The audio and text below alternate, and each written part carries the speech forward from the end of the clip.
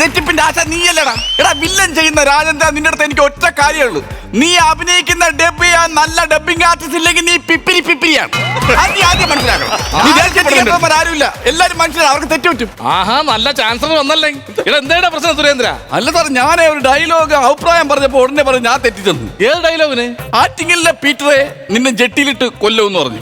അപ്പൊ ഞാൻ പറഞ്ഞു ഒരു മനുഷ്യനെ എന്തായാലും കൊല്ലുന്നു, ജെട്ടിയിലിട്ട് കൊല്ലണ്ട മുണ്ടുടിപ്പിച്ച് കൊല്ലുന്നല്ലേ നല്ലതെന്നൊരു അഭിപ്രായം പറഞ്ഞു. 10 പേര് കൂടുന്ന സ്ഥലമല്ലേ, മരണമാകുമ്പോ 10 പേര് കൂടൂലേ. ആ അഭിപ്രായം പറഞ്ഞപ്പോ ഡയറക്ടർ ഇഷ്ടപ്പെട്ടില്ല, പ്രക്കാട്ടിനെറിഞ്ഞ്. നിന്നെ കൊണ്ട് പറ്റാത്ത പണിയാണ്, നീ നാട്ടിൽ പോകണം നല്ലത് കേട്ടാ. ഇല്ല സാറേ, ഞാൻ അങ്ങനെ നാട്ടിൽ പോകണമെന്നല്ല. ഈ സുരേന്ദ്രൻ ഇവിടെ വന്നെങ്കിലേ ഞാൻ ദാ ഈ മലയാള സിനിമയിലെ ഓരോ താരങ്ങളും സംവിധായകരും എന്നെ കാത്തിരിക്കുന്ന ഒരു ദിവസം വരും സാറേ. ഓഹോ, വലിയ നടനായിട്ട് പ്രതികാരം ചെയ്യാൻ വരുമായിരിക്കും നീ. അതല്ല, പാല് കച്ചവടം തുടങ്ങിയ എന്തെന്നൊരു ഐഡിയ ഉണ്ട്. കാരണം പാല് കൊണ്ട് കൊടുത്തെങ്കിലല്ലേ ലൊക്കേഷനിൽ ചായ ഇടാൻ പറ്റുള്ളൂ. അങ്ങനെ ഒരു ഐഡിയ ഉണ്ട്, അത് അല്ലാതെ കിട്ടുമെന്ന് തോന്നല. സുരേന്ദ്ര, ഞാൻ ഒരു കാര്യം പറയട്ടെ. എന്ത്? നീ എന്തിനാ ഈ സംവിധായകന്റെ വയറിക്കുന്നത് കേൾക്കുന്നത്? എന്ത് സാറേ? താണ്ട് അവിടെ നല്ലൊരു പടം ഷൂട്ട് ചെയ്യല്ലേ, പുലിയെ വെച്ചിട്ട്. അവിടെ പോയിരുന്ന ഒരു പുലിയുടെ വേഷം നിനക്ക് കിട്ടൂലായിരുന്നാ? ഈ പുലിയുടെ വേഷം കിട്ടിയാൽ ശരിയാവൂല സാറേ. അത് കഴിഞ്ഞ ദിവസം ഞാൻ പുലിയുടെ വേഷം കിട്ടി അവിടെ ചെന്ന്. ഞാൻ ഈ ബ്രേക്ക് ടൈമിൽ അവന്റെ അടുത്ത് എന്ന് പറഞ്ഞ പ്രൊഡക്ഷനിലെ പയ്യന്റെ അടുത്ത് പറഞ്ഞേ, 2 ഇഡ്ഡലി ഇച്ചിരി സാമ്പാർ കുഞ്ഞു തരേ. ഇവൻ പറയൂണ് പുലിയല്ലേ വേട്ടയാടി തിന്നൂടെന്ന്. അതെന്തോ പറയാ, അത് ആക്കി പറച്ചില്ല. നമ്മളെന്ത് മനുഷ്യരല്ലേ നമ്മൾ. അത് കറക്റ്റ് ആണ്, യുവമാരൊന്നും ശരിയല്ല. എന്ത് പണ്ടത്തെ പോലെയല്ല ഇപ്പോഴത്തെ സിനിമയ്ക്ക് കഴമ്പില്ല. ആരാണ് സാർ പറയുന്നത്? ആരാണ് സാർ പറഞ്ഞത്? എല്ലാരുടെ കയ്യിലും നല്ല തഴമ്പുണ്ട്. ഇപ്പൊ തന്നെ ആ ഡയറക്ടർ. ഞാനിവിടെ അഭിനയിക്കാൻ വേണ്ടി വന്നതാണ്. പക്ഷെ യുവമാരെല്ലാം കൂടെ എന്നെ സെക്യൂരിറ്റി ആക്കി. കാരണം എന്താണ്? അഭിനയിച്ച് കാണിച്ചായിരിക്കും, അതായിരിക്കും പിടിച്ച് സെക്യൂരിറ്റി ആക്കിയത്. അങ്ങനെ പറയരുത്. ഞാൻ ഇവിടെ വന്നൊരു സിനിമ അഭിനയിച്ചിട്ടുണ്ട്, പക്ഷെ സിനിമ വെളിച്ചം കണ്ടില്ല. നല്ല കിണ്ണം കാച്ച് ഡയലോഗല്ലേ ഞാൻ അടിച്ചത്. ആണല്ലേ? അടിപൊളി ഡയലോഗ്. അത് ശരി, ഏത് ഡയലോഗാണ്? ഒന്ന് പറയൂ. അല്ല, അതിപ്പോ പറയാക്കൂല. അതെന്ത്? ഞാൻ ഇവിടെ സെക്യൂരിറ്റി അല്ലേ. അല്ല അതിപ്പോ ഞാൻ ഡയലോഗ് പറഞ്ഞു കഴിഞ്ഞാൽ ഈ സംവിധായകന്മാർ കേട്ട് കഴിഞ്ഞാൽ എന്നെ പിടിച്ച് അഭിനയിപ്പിക്കും. പിന്നെ എന്റെ ജോലി പോകില്ലേ ഇവിടെ. സാർ ഇവിടെ എന്തിനാണ് വന്നത്? സിനിമ അഭിനയിക്കാൻ. ലഡു അച്ചാറും കൂടെ ഒരു വായിലിട്ട് ചവയ്ക്കുന്ന സാർ. സിനിമയിൽ അഭിനയിക്കാനല്ലേ വന്നത്? അപ്പൊ സാറേ ഒന്ന് ആ ഡയലോഗിന്റെ വേരിയേഷൻ ഒന്ന് പഠിക്കാൻ വേണ്ടിയാണ്. ഒന്ന് പറയോ സാറേ? സുരേന്ദ്രൻ ആരും കേട്ട് ഞാൻ പ്രശ്നമാണെന്ന്. അത് കുഴപ്പമില്ല സാർ പറഞ്ഞോ, ഞാൻ നോക്കിക്കോളാം. ആരെങ്കിലും വരുന്നുണ്ടോ ഞാൻ നോക്കിക്കോളാം. നീ നോക്കിയോളൂ. ഞാൻ പറയട്ടെ? പറഞ്ഞു സാറേ. എന്റെ അപ്പ എന്റെ ചൊണ്ടേ. ആരെങ്കിലും കേട്ടാ? ഇല്ല, ആരും കേട്ടെ സാർ. കുഴപ്പമില്ല സാർ പറഞ്ഞു. കുഴപ്പമില്ല സാർ, സാർ പറഞ്ഞു. ആരും വരുന്നില്ല, കുഴപ്പമില്ല. കുഴപ്പമില്ല സാർ, സാറ് ബാക്കി പറഞ്ഞു. കേട്ട പ്രശ്നമാണ്, ഒരു കുഴപ്പമില്ല സാറ് പറഞ്ഞു. ആരെങ്കിലും കേട്ടടാ? സാറിന്റെ ചൊണ്ണയൊക്കെ ആര് വരുന്നത്? ആരും വരുന്നില്ല, ആരും കണ്ടിട്ട് പോലും മൈൻഡ് വരും ചെയ്യും. സാർ ഈ ചൊണ്ണയിലാണ് സാർ അഭിനയിച്ചത്. സാറ് ആ സിനിമ ഇറങ്ങാത്ത എന്തായാലും നന്നായി കേട്ടാ.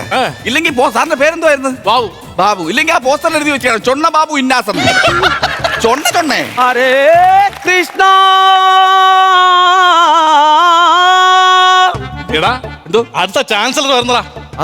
ഇവൻ കഥ, തിരക്കഥ, സംഭാഷണം, കവിതാരചന എല്ലാം കൂടെ ഒറ്റയ്ക്ക് ചെയ്യുന്ന ആളാണ്. ആണല്ലേ? നീ ഒരു കാര്യം ചെയ്യണം, ഇവന്റെ കൂടെ കൂടിയാ നിനക്ക് എളുപ്പ സിനിമയെ കയറാൻ പറ്റും. പിന്നെ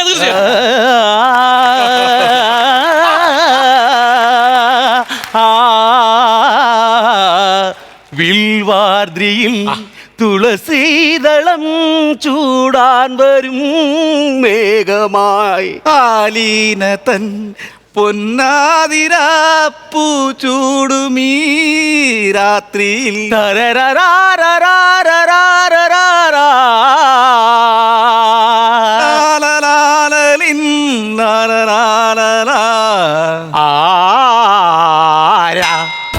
സുരേന്ദ്രൻ. അയ്യോ, സുരേന്ദ്രൻ എന്ന് പറഞ്ഞാൽ അറിഞ്ഞൂടാ.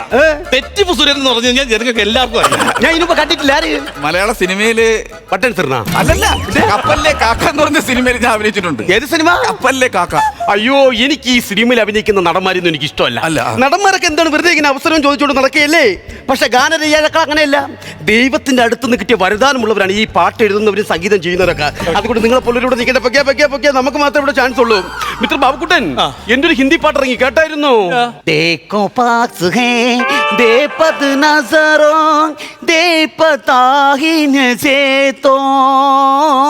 മഞ്ജു ഭാഷിണി മണിയറ വീണയിൽ തഴുകിയൊഴുകുന്നതേതൊരു പൂച്ചോം ചേപ്പൂസ് ബാത്താഹേ ഹാത്തേ ബറാഹാത്തേ. വേണു സാറേ, ഈ മലയാള സിനിമയുടെ പാട്ടൊക്കെ എങ്ങോട്ടാ? ഇങ്ങനെ തന്നെ മലയാള സിനിമയിലെ ഓരോ പാട്ടും പോണത്. മഞ്ജു ഭാഷിണി കൊണ്ടുപോയി ഹോത്തോ ബാസാ എന്റെ കൂടുതൽ കളിയാക്കാൻ വേണ്ടി നിൽക്കണ്ട. പിന്നെ എന്റെ ഏറ്റവും വലിയ ആഗ്രഹം എന്താണെന്നറിയോ? മലയാള സിനിമയിൽ സ്വന്തമായിട്ട് പാട്ട് എഴുതി മ്യൂസിക് കൊടുത്ത് എനിക്ക് തന്നെ പാടണം. എന്നിട്ട് നിങ്ങൾ തന്നെ അത് കേൾക്കണം, ബാക്കിയുള്ളവർ കേൾപ്പിക്കാൻ നിൽക്കരുത്. ഇതാണ് മലയാള സിനിമ ഗതി പിടിക്കാത്തത്. എന്ത്? ഞാൻ ഇവിടുത്തെ പാട്ട് നിർത്തിയിട്ട് നേരെ ബോംബെയിലോട്ട് പോവുകയാണ്. എന്റെ മാഷേ, ഈ മലയാളത്തിൽ പാട്ട് എഴുതി തെറ്റിച്ചു കഴിഞ്ഞാൽ നമ്മൾ ചിലപ്പോൾ പറയും കൊള്ളത്തില്ല, അല്ലെങ്കിൽ വേറെ അടുത്ത പാട്ട് നന്നാക്കണമെന്ന് പറയും. ബോംബെയിലൊക്കെ ചെന്ന് പാട്ട് എഴുതി തെറ്റിച്ചാ ഒറ്റ വെടിക്ക് തീർക്കും.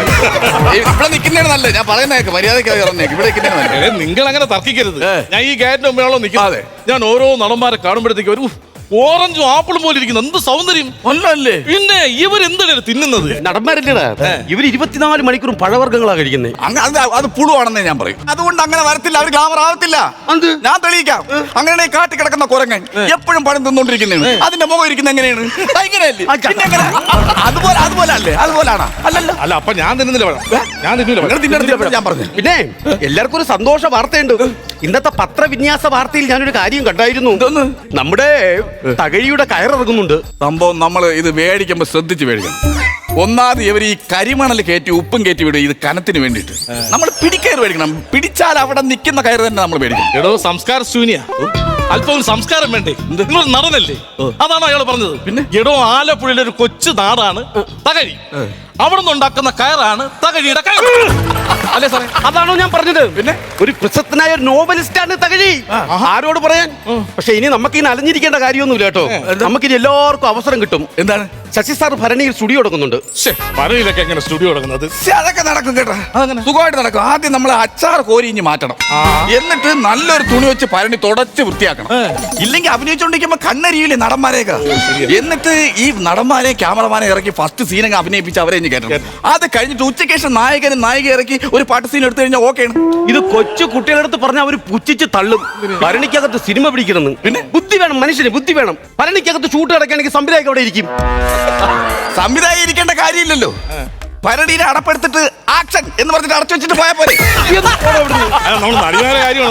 നടിമാരുടെ കാര്യമാണ്. ഈ നടിമാരുമായിട്ട് എങ്ങനെയാണ് സാറേ? ഈ നടിമാരെന്ന് പറയുമ്പോഴത്തേക്ക് നടന്മാരെ പോലല്ല. പിന്നെ അവർക്ക് മീശ കാണില്ല, ചുരിദാറും സാരി മാത്രമേ ഉടുക്കൂ. എന്നാ സാറേ, ഞാൻ കുറെ നാളുകൊണ്ട് സാറിനെ കാണുകയാണ്. പറയുന്നോണ്ട് വേറൊന്നും വിചാരിക്കരുത്. കൊപ്ര ഉണക്കുന്നിടത്ത് കാക്ക അടിക്കാൻ പോലും സാറ് ഇരിക്കാൻ കൊള്ളു. സത്യമാണ്. സാറിന് ആര് സാറേ ഈ AVM-ന്റെ ഇവിടെ പിടിച്ചെത്തിയത്? നായികമാർ എങ്ങനെയെന്ന് പറഞ്ഞാൽ മീശയില്ല, സാരി ഉടുത്ത് ചുരിദാർ. വിവരമില്ലാത്തോടത്ത് പറഞ്ഞിട്ട് കാര്യം. എനിക്ക് ഡ്രാമ തിയേറ്ററിലോട്ടൊന്ന് പോകണം. എനിക്ക് അഭിനയം കൂടി ഉണ്ട്. പിന്നെ ഞാൻ സിനിമയ്ക്ക് നാടകത്തിലായിരുന്നു. നാടകത്തിലായിരുന്നോ? പിന്നെ എന്റെ കോട്ടയത്തെ കുഞ്ഞമ്മയെ കണ്ടിട്ടുണ്ടോ? ആ ചിറ്റപ്പിന്റെ അടുത്ത് ചോദിക്കാന്ത്. അതല്ലെന്ന്. കോട്ടയത്തെ കുഞ്ഞമ്മ എന്ന് പറഞ്ഞ നാടകമുണ്ട്. അതിൽ 3 ആണുങ്ങൾ കഥാപാത്രങ്ങളുണ്ട്. അവരെ കൊല്ലുന്ന ഒരു കഥാപാത്രം എഴുതി ഞാൻ. 3 പേര്: കണ്ണൻ, കനകൻ, കനകാങ്കി. അത് ശരി, 3 പേര്. എങ്ങനെ ഈ 3 പേരിൽ ആദ്യം കണ്ണനെ ഞാൻ ഇങ്ങോട്ട് പിടിക്കും. എന്നിട്ട് കത്തി കൊടുത്തൊരു ഒറ്റ കുത്തുകുത്തിട്ട് ഞാൻ പറയും, ക്ഷമിക്കടാ പോട്ടടാ മാപ്പ്. കത്തി ഉരിയെടുക്കും. അടുത്തവരെ കനകനെ വിളിക്കും. കനകനെ ഒറ്റ കുത്തുകുത്തിട്ട് ഞാൻ പറയും, ക്ഷമിക്കടാ പോട്ടടാ മാപ്പ്. അവനെ അങ്ങോട്ട് മാറ്റി നിർത്തിയിട്ട് അവസാനത്തെ കനകാങ്കനെ ഇങ്ങോട്ട് കൊണ്ടുവരും. കനകാങ്കനെ ഒരു ഒറ്റ കുത്തുകുത്തിട്ട് ഞാൻ പറയും, ക്ഷമിക്കടാ പറ്റിപ്പോയടാ മാപ്പ്. അങ്ങനെ 3 പേരെ കൊന്നു ഞാൻ. 3 പേരെ അല്ല സാറേ, 5 പേരെ കൊന്നില്ലേ? 3 പേരെ? 5 പേരെ കൊന്നു. നാടകത്തിൽ ഞാൻ 3 പേരെയാണ് കൊന്നത്. നാടകത്തിൽ 3 പേരെ. ഇത് 2 പേരെ നമ്മളെ കയറ്റിക്കൊണ്ടിരുന്ന നമ്മൾ 2 പേരെ കൂട്ടി 5 പേരായില്ലേ സാർ? 5 പേരെ കൊന്നോണ്ടിരിക്കുമല്ലോ സാർ. അയ്യോ മിണ്ടായിരിക്കണേ. അവിടെ എന്തോ ബഹളം നോക്കി, ഞാൻ പോയിട്ട് വരാം. ബഹളം? അവിടെ എന്താ ബഹളം? അവിടെ എന്താ ബഹളം? നമ്മളെപ്പോഴുള്ള കഴിവുള്ള കലാകാരന്മാരോടെ ഇല്ലേ? അതായിരിക്കും. അല്ലെങ്കിൽ പിന്നെ വിളപ്പിക്കേണ്ട കാര്യമില്ല. എന്താ സംഭവം എന്ന് പറയുന്നത്? നിങ്ങൾ അറിഞ്ഞില്ലേ? അവിടെ ഭയങ്കര തർക്കം നടക്കുന്നു. മലയാള സിനിമയുടെ സംവിധായകന് തമിഴ് സിനിമയുടെ സംവിധാനം ഭയങ്കര തർക്കം. എന്തിന്? നിങ്ങളെ പേര് പറഞ്ഞ തർക്കം. എന്റെ പാട്ട് ജയിക്കാനായിരിക്കും, എന്നെ അഭിനയിപ്പിക്കാനായിരിക്കും. അതല്ലെന്ത്, അവരിൽ നിങ്ങൾ ആരെയാണ് ആദ്യം തല്ലേണ്ടതെന്ന് നിങ്ങളെ നോട്ടോട്ടിക്കുന്നേട്ടാ. അയ്യോ, അപ്പൊ ഒരു കാര്യം പറയാൻ ഞാൻ വിട്ടുപോയി. ഞാനേ ഒരു സിനിമയുടെ ലൊക്കേഷനിൽ അഭിനയിക്കാൻ ചെല്ലാന്ന് പറഞ്ഞ ദിവസം ഓടുന്നു.